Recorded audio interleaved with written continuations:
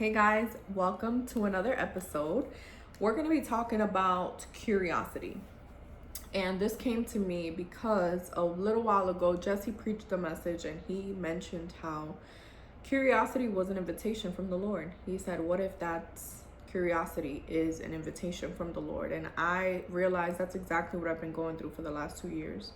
It's been a season of curiosity, of space that I've been able to enter, of asking questions.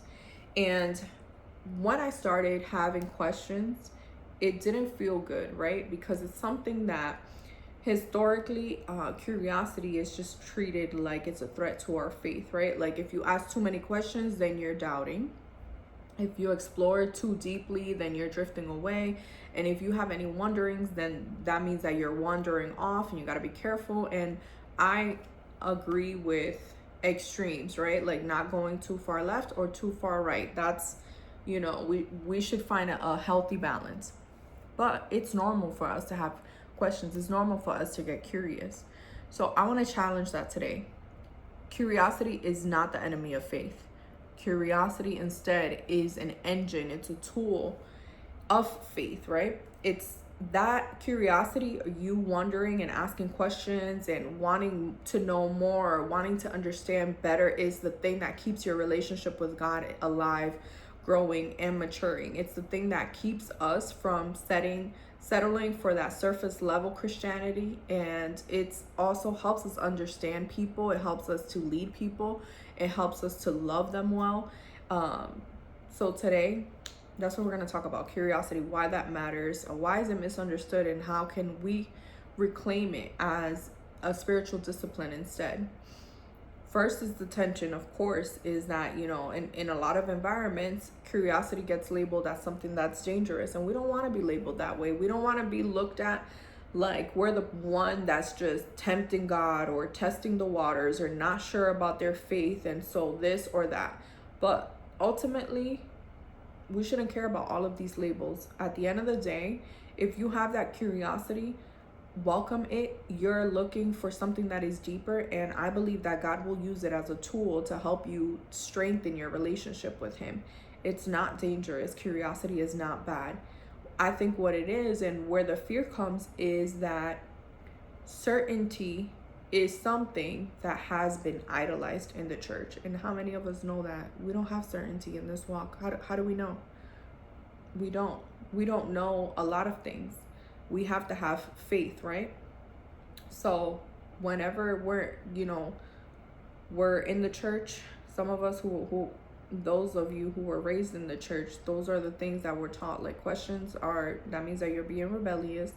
That means that you're being weak. That means that you're unstable. And it's just stay away from anything that's not familiar. So we end up fearing it because we just don't want to enter into uncharted territories. When I was a kid, I don't know, probably like 12 years old. I remember having questions. I don't remember the questions that I had, but I remember being able, like my mom was like, oh, ask the pastor. So I went, asked the pastor, and they didn't have an answer for me. I wasn't upset that they didn't have an answer, but it was the unspoken, like, we don't ask questions message that was received and relayed to me. And so as a former youth leader, for those of you who are around youth, encourage those things. Questions is curiosity, and curiosity means that this is something that is being placed in their heart, that they're wondering about, and it's an invitation for us to teach them about God, for us to teach them how to answer these questions, how to find the answers, and for us to teach them that it's okay. They can have a safe space to question and say, but if God is this, why that? Or whatever the questions are. We need to create that space, because why wouldn't you want to create a space for your children, the youth, people around you, followers of Christ, to be able to ask questions safely, instead of doing it in the world that's going to give you 50 million other definitions and answers to this or that? Most of us have been there. Let's create a space that allows them to question. And let's create a space for even the mature believers, right? I feel like there's a window of it's okay, right? Like when you first become a Christian, then people expect you to be curious because you don't know. You're entering into a world that is brand new, right? And that's what happened to me when I was when I became a believer and I gave my life to Christ, it stemmed from curiosity. I didn't have a crazy testimony. It was just, I wonder what my life would look like if I served God. I went to church the next day, which was January 1st, and I gave my life to Christ, and I started studying. I started listening to sermons, and there was, a curiosity in me to seek more and find out more information, more answers, and all of those things. Fast forward to being in Christ for a little bit longer. It hasn't been that long. I'm about to be 36 now, so it'll be 10 years this New Year's. But obviously I'm not a baby. At this stage, it looks like a threat, right? Because people already assume, hey, you should already be grounded in certain things. And I am, but there were certain things that I started to ask questions about, like, why do we do this here but not there? Why, for example, why do people believe, that listening to secular music is not okay? However, there are many Christians, even pastors, that when they're home by themselves or with their friends or people who they feel safe around, they will listen to secular music. So do we believe that it's bad or not? Which one is it? Are you going to hell if you listen to a song? Like, again, it's not in extremes of things. Of course, there's music that we shouldn't listen to, and we know all of those things. However, I also believe that we shouldn't go into the extremes of, if you listen to a secular music, you're going to hell. Y'all are doing it anyway. So let's open up spaces for conversations instead. Why is this bad? What is this about this music? Let's have the conversations instead of just having, these are the rules and you follow them blindly. And then at the end of the day, you don't have a real conviction because you're just following what you're told instead of knowing and understanding and then having a belief for yourself that was given to you through the revelation of your seeking, that relationship with the Lord and the Holy Spirit, you doing the work and being convinced. But we just want to make sure that we are looking into it, because if your faith is built on fear, then curiosity is going to feel threatened. And if your faith is built on relationship, curiosity feels normal, right? Because if you're safe in the relationship that you're in, you're going to ask questions, and it's okay. And sometimes you're going to have fear, and it's okay to talk about those things. Curiosity threatens control. It does not threaten God. Sit with that for a second. It doesn't threaten God. It threatens control. It threatens tradition. It threatens comfort. It does not threaten God. He can handle our curiosity. He can handle our questions. But some people resist it because of those things. Control make us feel safe, consistency, predictability. Those things make us feel safe. But it's not wrong for you to ask questions. It disrupts the illusion, right, that faith is supposed to be neat and tidy and predictable. Whose faith has been that way? Haven't we all gone through things, unpredictable moments, tough moments, moments where our faith was shaky, moments where we doubted? We all have those moments, so why pretend that we don't? Faith is not neat. That's not a thing, and it's not predictable. It's a journey, and curiosity is something that keeps you moving. We see it in plenty in the Bible, right? So let's talk Bible. It's something that we see in stories of people that God used powerfully, right? Moses, he didn't just stumble upon the burning bush. He approached it because he was curious. David didn't fight Goliath out of arrogance. He asked, who is this man defying the armies of God? Mary was another one. She didn't accept the angel's message blindly. She said, how can this be? We always have questions. Thomas didn't lose faith, but he did ask for evidence. Nicodemus didn't hide in fear. He came to Jesus at night with questions, right? These are things, moments of curiosity that didn't pull them away from God, but instead it pulled them towards God, because that's how revelation happens. Curiosity is how revelation happens, and therefore curiosity is how transformation begins, is how intimacy grows, because we are curious and we want to seek more. And at the end of the day, you're looking for a relationship with the Lord at the core. Why not ask these questions? Let's clear up those misconceptions. Curiosity is not just doubt. Doubt says, I don't believe, but curiosity says, I want to understand. And really, that's what it was. It was the last 2 years, me asking questions. I've already had some kind of framework that was established, but I wanted to know the why behind a lot of things. I wanted to understand the why behind why we do certain things, why we say certain things, why certain rules apply to me and not to others, and things like that. Doubt is something that's going to close the door, but curiosity is going to open it.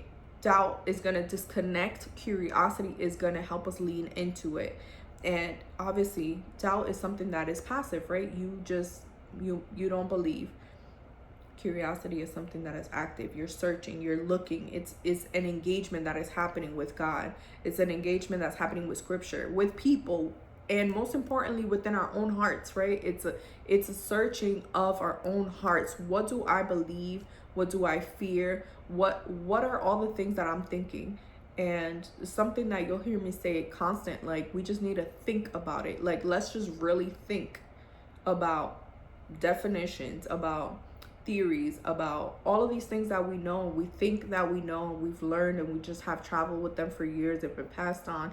Let's get curious about them and let's find the truth so that we can better operate in a relationship with the Lord based on truth and revelation that he gives us, and not just things that were passed down to us. Curiosity, this one might surprise you, but this is something that I believe. Curiosity is a sign of spiritual maturity. Immature faith is going to avoid questions. Mature faith explores questions. Mature faith is willing to grow, and mature faith clings to God. Again, it's not a threat to your faith. It's evidence of it, because we wanted to know, because you were seeking answers and responses. So how do you bring it, right, to ministry and your everyday life, especially if you serve or you lead or you minister to people? Curiosity is one of the most powerful tools, right, that you can have. Curiosity is going to help. Just think about these things. Curiosity is going to help you listen instead of assuming. A lot of the times we are not listening. We operate out of fear that people are not going to believe the things that we tell them to believe. Where does that fear come from? It comes from our own disbelief. But if we listen to people, to hear them instead of assuming, we can hear their fears. We can hear what it is that they may be doubting, and what is the curiosity that is building up in them. And we can help guide them better. We can help be a safe place where they can explore their curiosity, because ultimately that curiosity is a tool that God can use to help build a deeper and stronger relationship with the Lord. We can ask questions instead of judge. We can understand people instead of just reacting to them. And it's going to help us have a connection with people instead of just having this relationship of control. Many leaders operate in control. We want people to do X, Y, and Z, and do not deviate from that. Instead of letting people have their relationship with the Lord and having that relationship develop certain actions, we just want control, and we create believers that perform, like I mentioned in my last episode. Curiosity is going to be something that actually makes you a better leader, a better pastor, friend, partner. It keeps us present, it keeps us open, and it keeps us compassionate. Be curious. Be curious about why this person is this way, to understand them, not to judge them. Be curious as to what people struggle with, not to judge them, but to help them, to pray for them, to understand, to be compassionate over what they're going through, because they're sons and daughters of God too, right? When you're curious, it puts you in a place that you stop trying to fix people, and you start trying to understand them. And that's the place that I want to get to. First and foremost, the goal is to understand God so that we can have a relationship with him that's actually rooted and deep, and understand ourselves. And I am a strong believer in that. The more I know about myself, the more I learn about God. Because the more I understand that I don't know nothing, that there is a lot for me to learn, there's a lot for me to explore, but in his mercy, He shows me those areas of weaknesses, those areas that are not developed, those areas that are not surrendered, the things that my curiosity has been able to open up the doors to, where I can say, what is my belief in this? If somebody asks me if I think drinking is okay, what do I think about it? If I think listening to music is okay, what do I think about modesty? What do I think about wearing makeup? What is my belief say about that and my conviction with the Lord? What does that look like? Our relationship with God needs that curiosity, because curiosity is going to keep your faith from becoming this routine, from becoming this repetitive thing that we're doing. Just curiosity keeps you in the Bible, reading and understanding, worshiping, and becoming more empathetic with people. Curiosity is what's going to make you ask, God, what are you doing with me? What are you doing in me? What are you teaching me? What are you showing me? What do you want to show me? What are you revealing to me? What do you want to see differently? What do you want me to do next? We have to ask those things. And a lot of the times we're just performing. We're just performative people because we want to be accepted, because we want to belong, because that's what we learned to do. But be curious and ask those questions. He's not intimidated by our questions, right? Like God is not intimidated. Again, I believe, we shouldn't go from one extreme to the other. There are things that you shouldn't jump into because you're curious. There's things that you shouldn't do because you're curious. I am talking about those in-between moments. I'm talking about the practical moments. I'm not talking about extremes. But ask God those questions. He's not intimidated. Look for people that you can have around you that are mentors that can create that space. When I started questioning things the last 2 years, I am so grateful that I had a person there, one of my cousins, who was able to help guide me in my curiosity. And how did he do that? He didn't answer my questions. He did not answer any of my questions. He did not give me his definitions of what it is that he believes. He didn't tell me, no, this is what it is. This is how it is. This is how it should go. He let me explore. He let me ask the questions, and he let me just talk it out. What is it that you feel? What is it that you doubt? What is it that you fear? He let me explore those things. And I'm grateful for that because I had a safe space to do that in, right? And again, he didn't provide me the answers to the questions that I asked for, because this was a journey between me and God. It was an invitation from the Lord.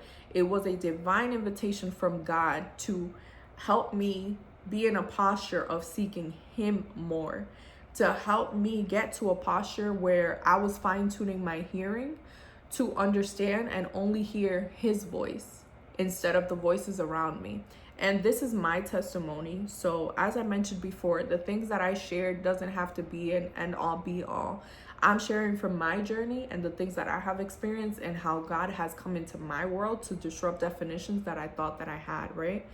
Definitions that I was so sure of until I wasn't, until my actions proved that I didn't have a belief in what I said I believed in. And I had to sit with myself. And I had to uncover all of the people-pleasing things that I wanted to do because I just want to just fit in or be accepted. And I operate in a place where I love rules.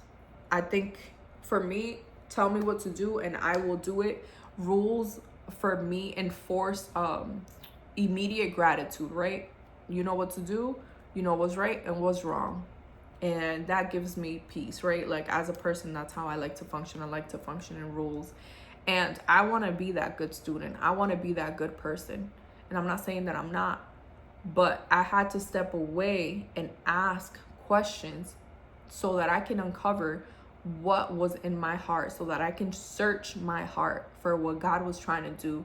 And I learned so much about myself. I was able to accept certain things about myself that maybe I wouldn't have before. For example, I've gone through seasons of depression, and I in the past would have never labeled myself as being somebody who struggled with depression until that was my truth. And it happened in a season where I was a little more mature to be able to understand that two things can be true. Does God want me to live that way? No. Does he want me to operate in that way? No. But certain things are true. And I do believe in science, and I do believe in mental health and all the things that we have in real life experience, right? Like our body shows symptoms, and the chemicals in our brains, and certain situations cause certain scenarios for us.